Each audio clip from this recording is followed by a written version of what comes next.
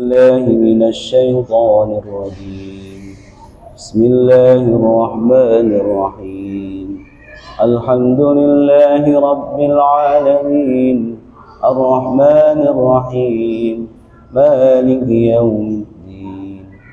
إياك نعبد وإياك نستعين. اهدنا الصراط المستقيم صراط الذين أنعمت عليهم غير المغضوب عليهم ولا الضالين آمين.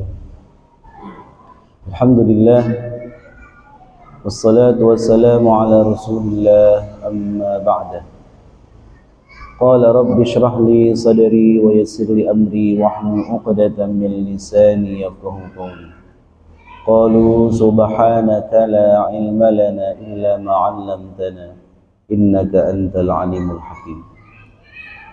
Para jemaah sekalian, Bapak Ibu, adik-adik remaja Masjid Besar Al-Amin yang dimuliakan Allah Subhanahu wa taala.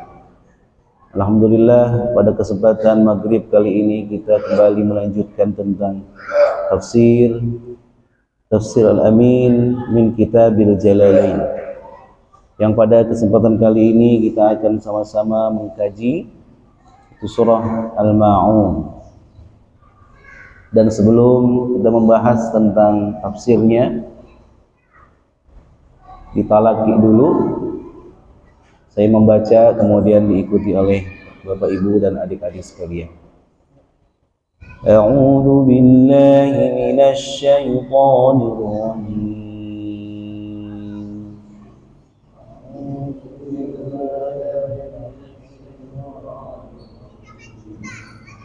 Bismillahirrahmanirrahim.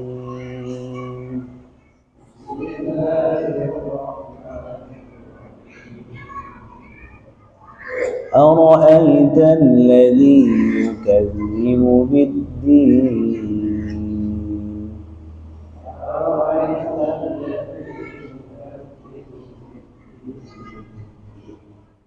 فذلك الذي يدع اليتيم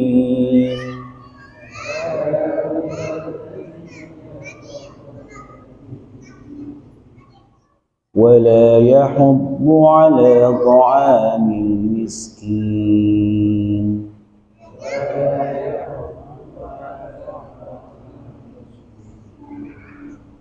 فويل للمصلين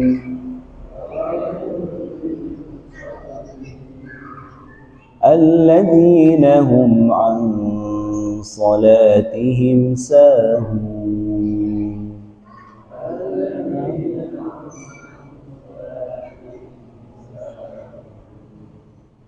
الذين هم يراءون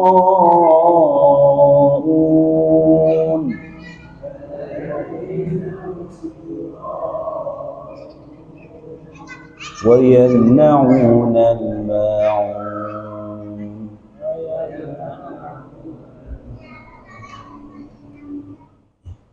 Baik, kita akan bahas dulu tentang kandungan ilmu tajwid yang ada pada surah Al-Ma'un ayat 1 sampai 7 yang mudah-mudahan ini dapat menambah pengetahuan kita tentang ilmu tajwid, memperbaiki bacaan Al-Quran kita. Dan bagi yang pernah memahami lalu lupa, dan ini mudah-mudahan dapat merefresh kembali apa yang telah kita pahami dari ilmu tajwid tersebut. Ya, di sini ada kalimat fadzalika. Di sini fadzalika sudah menjadi baku. Kalau kalimat dzalika itu za-nya panjang, meskipun di sini tidak ada kalimat alifnya, tapi sudah dimaklumi bahwa kalimat dzalika itu adalah isim isyarah, bunyinya panjang 2 harokat. Seperti lafaz Allah, lafzul jalalah Allah itu biasanya kalau di tulisan komputer Lafdzul jalalahnya itu dia tidak panjang, dia hanya sekedar pakai harokat, tapi sudah dipahami bahwa itu panjang 2 harokat. Sama juga dengan fadzalika.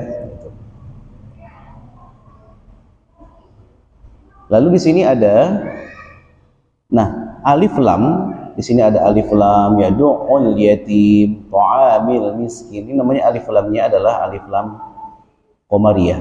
Harus jelas. Alif lam qamariyah itu tidak boleh ada pantulan. Contoh, fadzalika alladzi yad'ul yatim. Yad'ul yatim ada la. Yad'ul yatim. Seakan-akan tidak terasa kalau ada kesalahan. Yad'ul yatim la. Nah itu ya. Wala yahuddu ala ta'amil miskin. Nah kan? Ta'amil miskin. Itu. Jangan sampai ada la. Mil. Nah itu ya, tidak.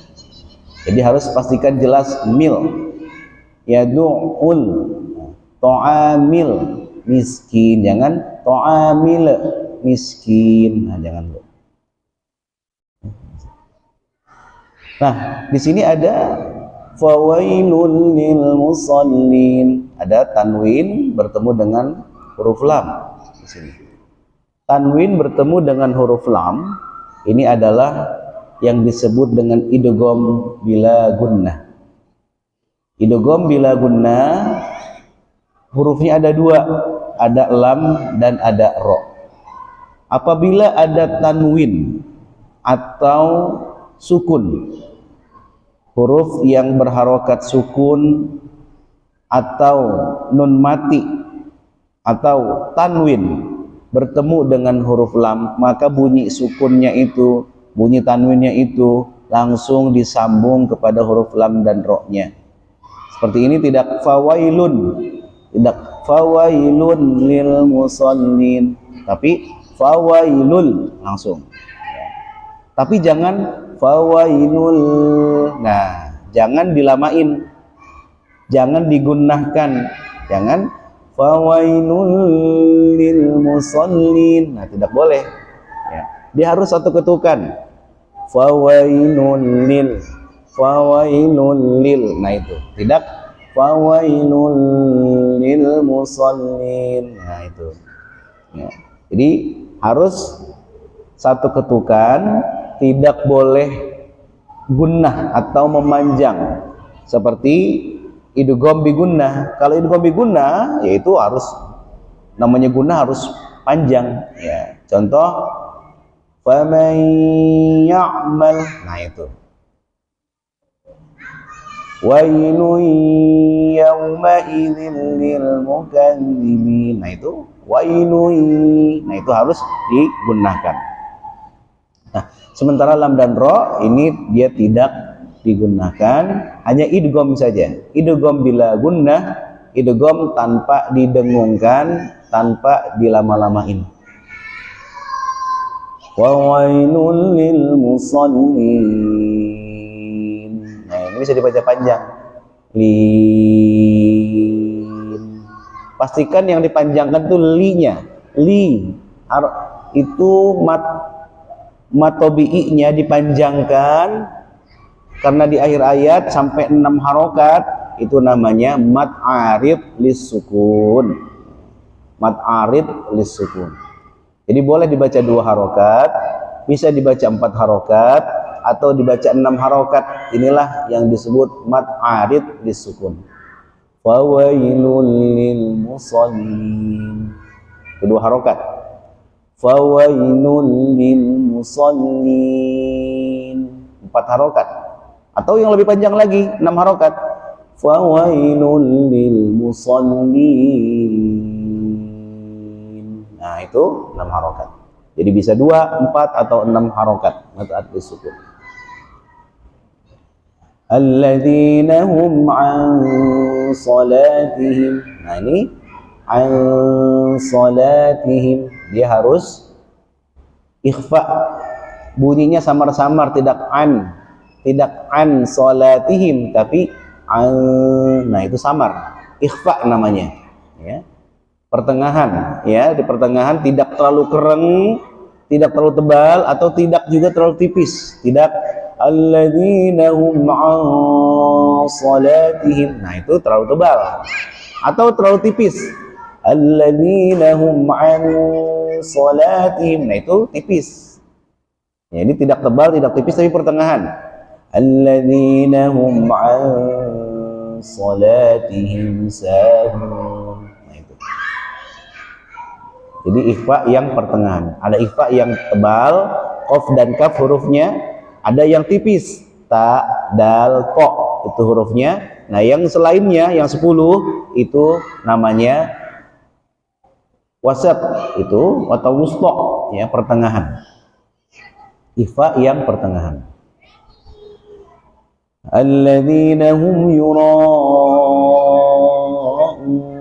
Nah, ini harus dipanjangkan 6 harokat.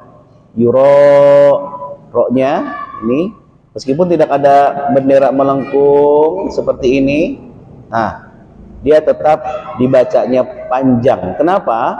Karena mat tabi'i ini ro ini adalah berharokat fathah. Setelah fathah ada alif. Nah ini setelah fathah ada alif, ini namanya mat tabi'i atau mat asli. Mat tabi'i atau mat asli bertemu dengan hamzah ini hamzah, ini namanya hamzah, bertemu dengan hamzah dalam satu kalimat. Nah ini, jadi yuraun ini dia satu kata atau satu kalimat, artinya riya, pamer, ya, ingin dilihat orang, ya, ingin dilihat orang, yura. Maka satu kalimat, karena mat tabi'i ini bertemu dengan hamzah dalam satu kalimat, namanya mat wajib muttasil. Mat wajib muttasil, muttasil itu artinya sambung satu kata. Nah itu ya. Jadi jangan sampai terbalik mat wajib munfasil. Nah salah. Kalau mat wajib pasti muttasil. Kalau mat jaiz baru munfasil. Jangan disebut mat jaiz muttasil. Nah tidak. Ya, mat jaiz munfasil. Wa yamna'una al-ma'un. Nah ini wa yamna'una, jangan wa yamna'una. Mimnya jangan sampai berdengung. Wa yam, nah, tidak yam tapi yam. Yam, ya, satu ketukan. Ya. Wa yamna'una al-ma'un. Tidak wa yamna'una al-ma'un. Nah itu tidak boleh, harus yam. Ini namanya izhar, izhar syafawi. Izhar syafawi itu adalah mim sukun atau mim mati yang bertemu dengan huruf hijaiyah selain mim dan ba, ya. Selain mim dan ba, maka itu namanya izhar syafawi. Kalau bertemu mim namanya idgham mutamasilain atau idgham mimi. Kalau mim bertemu dengan ba, itu namanya ikhfa syafawi, ya, ikhfa syafawi. Nah ini, maka karena ini mim sukun bertemu dengan huruf selain mim dan ba, yaitu huruf nun, maka dia dibacanya jelas, hukumnya namanya izhar syafawi. Baik, kita akan lanjutkan tentang tafsirnya. Surah Al-Ma'un ayat 1 sampai 7. Zikru sifat. Nih, maksud surah ini adalah maksud tujuan dari surah ini, yaitu surah Al-Ma'un. Surah Al-Ma'un ini pelajarannya adalah zikru sifatil mukadzibin, yaitu menyebutkan tentang sifatnya orang-orang yang berdusta. Ya, mukadzibin. Jadi dalam Al-Quran itu selalu disebutkan orang-orang yang ingkar itu dengan kata kadzib. Ya. Dalam surah Ar-Rahman, fa bi ayyi ala'i rabbikuma tukadziban, itu kadzib. Ya. Bohong. Di dalam surah Al-Mursalat, ya, surah Al-Mursalat juga wailu yauma idzil lil mukadzibin. Nah, itu disebutkan tentang orang-orang yang berbohong. Termasuk di awal surah Al-Ma'un ini Allah sebutkan ara'aitalladzi yukadzibu biddin. Diawali dengan kalimat istifham, kalimat pertanyaan. Yang kalimat pertanyaan ini adalah salah satunya fungsinya untuk mengingatkan kita, mengingatkan bagi yang sudah tahu lupa atau khilaf, diingetin tuh dengan pertanyaan. Seperti kita sudah tahu hukumnya sholat itu wajib, terus nggak sholat, ditanya, apakah kamu tahu hukumnya sholat? Nah, bukan berarti dia nggak tahu. Jadi pertanyaan ini itu untuk menegur, untuk mengingatkan dia, ya itu, agar dia itu jadi sadar diri, ya, sadar diri. Oh iya, nah itu. Dzikru sifatil mukadzibina minal kuffari wal munafiqin, dari golongan orang-orang kafir, wal munafiqin, dan orang-orang munafik. Nah ini dua golongan ini yang disebutkan di dalam Al-Quran di awal surah Al-Baqarah ayat 1 sampai 20. Cuma bedanya dari 1 sampai 5 Allah menjelaskan tentang sifat-sifat orang yang beriman, orang yang bertakwa, dari alif lam mim itu sampai ulaika ala hudam mir rabbihim wa ulaika humul muflihun. Itu menceritakan, mengkisahkan tentang orang-orang yang bertakwa, yang beriman, yang bahagia. Ciri-cirinya itu salat, zakat, ya, termasuk juga beriman kepada Al-Quran dan juga kitab-kitab sebelumnya, termasuk kepada Rasul dan Rasul-Rasul sebelumnya. Pada ayat ke-6 sampai ayat ke-7 cuma 2 ayat. Cuma 2 ayat Allah sebutkan tentang sifat orang-orang kafir. Tentang orang beriman 5 ayat, tentang sifat orang kafir yang tidak beriman cuma 2 ayat. Sementara dari ayat ke-8 sampai ayat ke-20 itu menceritakan tentang sifat-sifat orang munafik. Nah, ahli tafsir mengambil pelajaran mengapa dari ayat 1 sampai 20 ini disebutkan 3 golongan orang. Ada orang bertakwa, ada orang kafir, ada orang munafik. Kok orang munafik paling banyak sendiri, itu ayatnya sampai 13 ayat. Dari ayat 8 sampai ayat 20. Oh, kalau orang beriman menghadapi orang kafir itu sudah tahu ancang-ancang kaki kuda, udah siap. Oh, dia orang yang tidak senang dengan kita, nah, kita bisa siap-siap, ya, kita bisa menghindar dari dia. Tapi kalau menghadapi orang munafik, waduh, ini nggak bisa ditebak.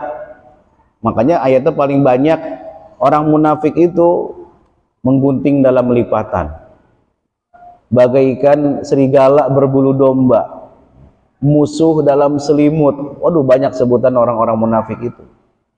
Makanya dalam sejarah Rasulullah tidak pernah strategi peperangan Rasulullah itu terkalahkan. Hanya 1 kali saja pada perang Uhud itu Rasulullah terkalahkan kaum muslimin, dan itu pun bukan karena kesalahan strategi. Sudah disebutkan strategi oleh Rasulullah, jangan tinggalkan bukit Uhud itu. Ternyata di dalamnya ada orang munafik, namanya Abdullah bin Ubay bin Salul, orang munafik nih. Kita kan gak boleh turun, kata Rasul. Kalau kita nggak ambil, padahal dijebak itu sama ghanimah. Dijebak sama ghanimah itu adalah harta. Oh, harta yang menggiurkan pokoknya. Waduh, harta emas, pokoknya barang-barang berharga. Termasuk juga itu dulu itu karpet merah itu disebut benda yang paling berharga, itu karpet merah. Makanya pernah Rasulullah itu sampai dicurigain. Bayangkan Rasulullah dicurigain ngumpetin karpet merah itu, harta ghanimah itu. Coba tuh, bener-bener ini ya, apa orang-orang pada zaman Rasul itu, sampai Rasulullah saja dicurigain, jangan-jangan nih yang ngumpetin karpet merah yang kita udah incer-incer nih, ini jangan-jangan Rasulullah nih. Waduh, sampai akhirnya turunlah ayat Allah sebutkan, wa ma kana linnabiyyin ayyaghul wa may yaghlul ya'ti bima ghalla yaumal qiyamah. Tidak mungkin bagi seorang nabi untuk berlaku curang, ngumpetin karpet merah. Pada saat itu karpet merah dia sebagai barang yang paling berharga pada saat itu. Karena wa may yaghlul, dan siapa yang orang yang curang nanti yaumal qiyamah akan dia dipertanggungjawabkan semua yang dicurangin itu pada hari kiamat. Sampai nabi saja itu dicurigain. Ya kalau sekelasnya kita yang ya sholat saja masih belang belentong ya, dicurigain sama orang, udah jangan sakit hati ya, biasa saja. Yang namanya juga orang curiga gitu ya, boleh-boleh saja orang curiga ya, apalagi Rasulullah saja yang sudah begitu maksumnya dicurigain ya. Selama kita masih dalam koridor yang benar, amanah dan seterusnya, orang curiga itu mah biasa, nggak usah dipikirin. Nah itu, ini orang-orang munafik. Ternyata para mufassir menyebutkan paling banyak ayatnya disebutkan dari ayat ke-7 sampai ayat ke-20 itu sifat orang munafik. Ternyata menghadapi orang munafik itu lebih susah, tidak bisa ditebak. Ternyata dia ada dalam barisan kita, dia yang menikam dari belakang. Itu akhirnya terkalahkanlah itu kaum muslimin, bahkan sampai Rasulullah disebutkan dalam riwayat gigi gerahamnya sampai tanggal ya. Terus pamannya Rasulullah yang bernama Hamzah itu tumbang, dan ketika tumbang itu jatuh dipanah oleh Wahsy, lalu dadanya dibelah oleh Hindun. Saking kesalnya Hindun, kenapa? Karena ayahnya Hindun dibunuh sama Hamzah. Dia balas dendam, dia belah dadanya dan dimakan mentah-mentah, lagi dilepehin lagi sama Hindun itu. Rasulullah melihat keadaan pamannya Hamzah, ini paman yang satu umuran, sebaya ya, jadi paman tapi sebaya ya, pokoknya itulah ya. Jadi ayahnya Rasulullah itu Abdullah, nah ini Hamzah juga termasuk dari saudaranya ayahnya Rasul. Nah jadi melihat keadaan pamannya Hamzah ini yang diperlakukan seperti itu oleh Hindun, ya Allah, akhirnya timbul sifat kemanusiaan ya Rasulullah. Ya Rasulullah juga kan basyarun, manusia seperti kita juga, yang bisa sedih, yang bisa tersinggung, yang bisa juga sakit hati, yang butuh makan, butuh tidur, dan seterusnya. Pada saat itu sifat kemanusiaan Rasulullah timbul, saya akan balas satu nyawa paman saya ini dengan 70 nyawa orang-orang kafir. Tapi Rasulullah ketika khilaf gitu, turunlah ayat Allah menegur, tidak boleh begitu. Laisa 'alaika hudahum walakinnallaha yahdi man yasha. Bukan urusanmu ya Muhammad untuk memberikan petunjuk kepada mereka. Tidak boleh balas dendam. Aduh, walaupun sakit hati tapi sudah tidak boleh balas dendam. Sampai akhirnya Wahsy yang menombak pamannya Hamzah, Hindun yang merobek-robek, mengacak-ngacak jantung hatinya Hamzah, pun mendapatkan hidayah. Di depan Rasulullah mereka berikrar 2 kalimat syahadat ya, tapi Rasulullah juga terima itu iman Islamnya, tapi kamu jangan sering-sering menampakkan wajahmu di hadapan saya, nanti teringat lagi kejadian itu. Nah itu Rasulullah Muhammadun basyarun la kal basyari bal huwa yaquti bainal hajari. Muhammad itu adalah manusia seperti kita, basyar, tapi la kal basyari, tidak seperti manusia biasa pada umumnya. Kalau diibaratkan batu, bal yaquti, kalau diibaratkan batu, maka Rasulullah itu seperti batu yakut. Batu yakut bainal hajari, di antara batu-batu split yang lain.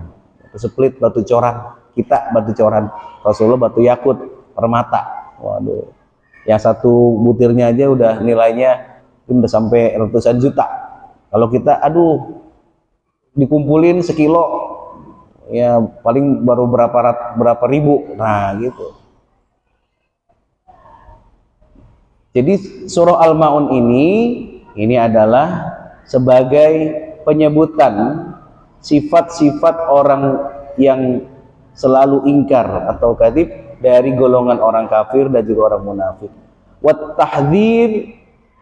tahdhiru minat tasyabbuhi biha, dan sebagai wanti-wanti, sebagai warning, peringatan, jangan sampai kita seperti mereka.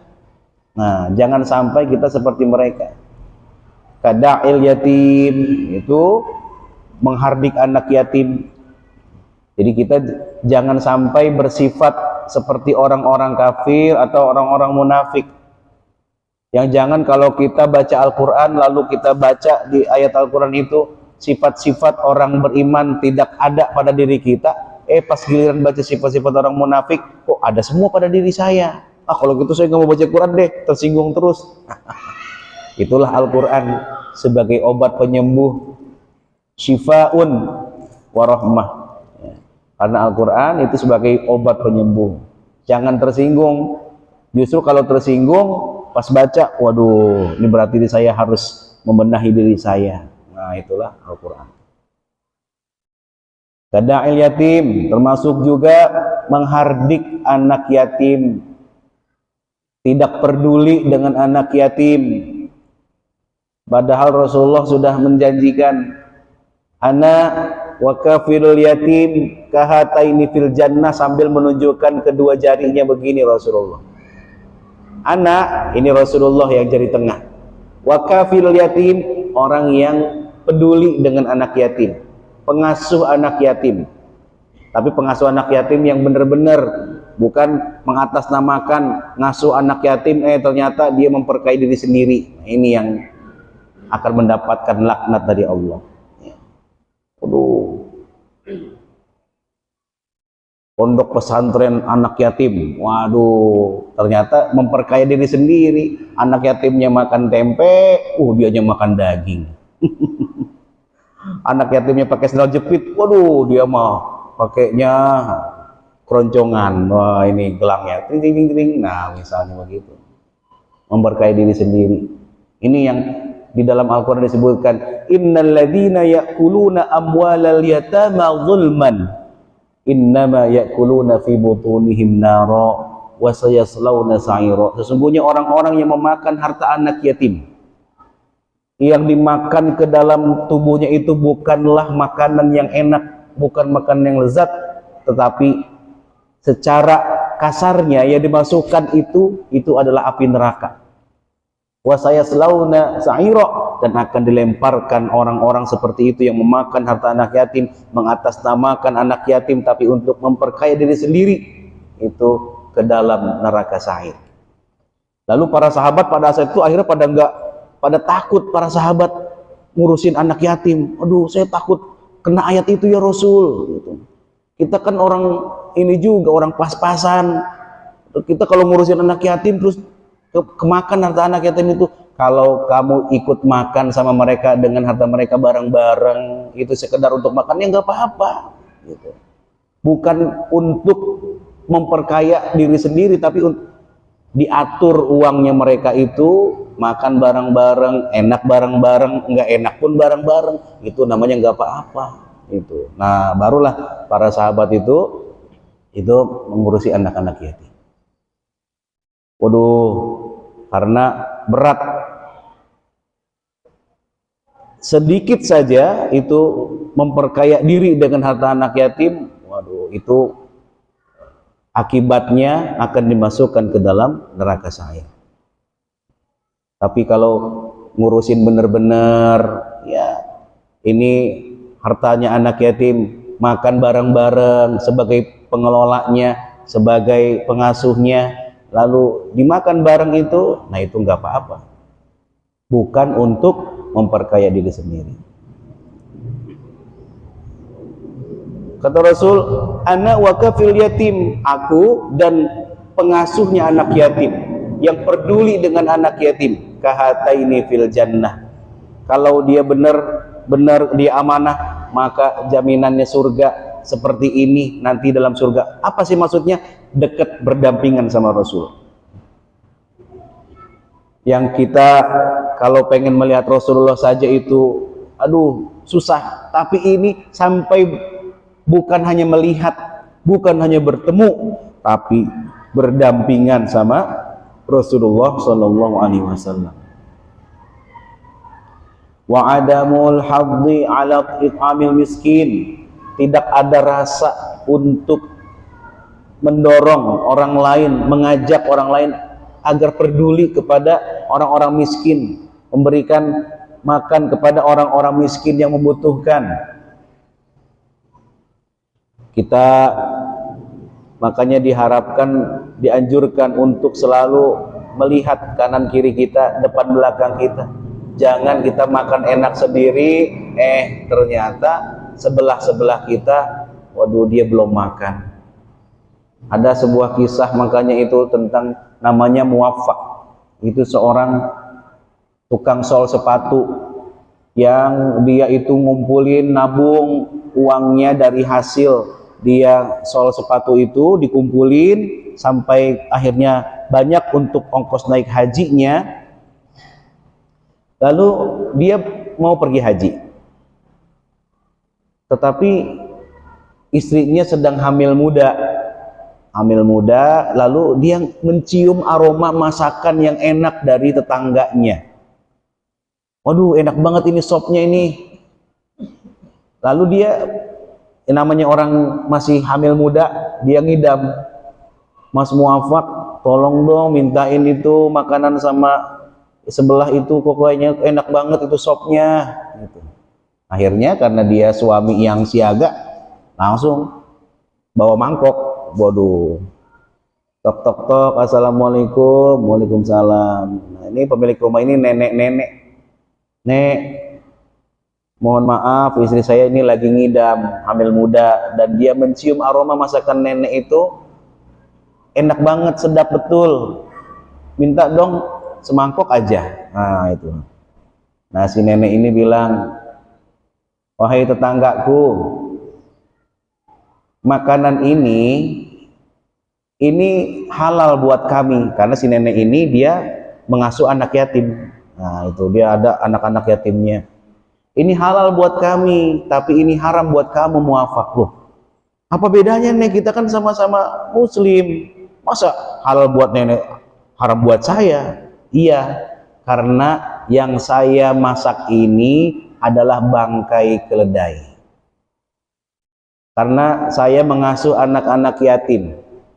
Udah 3 hari kita nggak punya stok makanan, nggak makan-makan. Akhirnya saya pergi ke hutan, saya menemukan ada bangkai keledai. Akhirnya saya bawa sebagian itu daging bangkai itu dan saya masak untuk keperluan anak-anak yatim yang saya asuh ini. Jadi ini halal buat kami, tapi haram buat kamu, wahai Muwaffaq. Waduh, di situ dia langsung nancep, makjelep gitu ya. Waduh, langsung kesindir gitu. Waduh, saya tetangganya kok nggak tahu kalau punya tetangga yang kekurangan makan, yang punya anak yatim, ngasuh anak yatim, saya malah nggak peduli.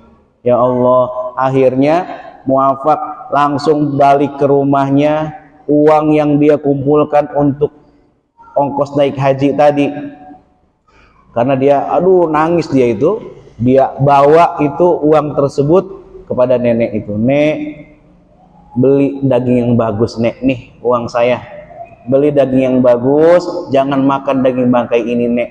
Silahkan, ini pakai saja uang ini, sudah. Nanti saya mah gampang bisa ngumpulin lagi buat pergi haji mah gitu. Udah.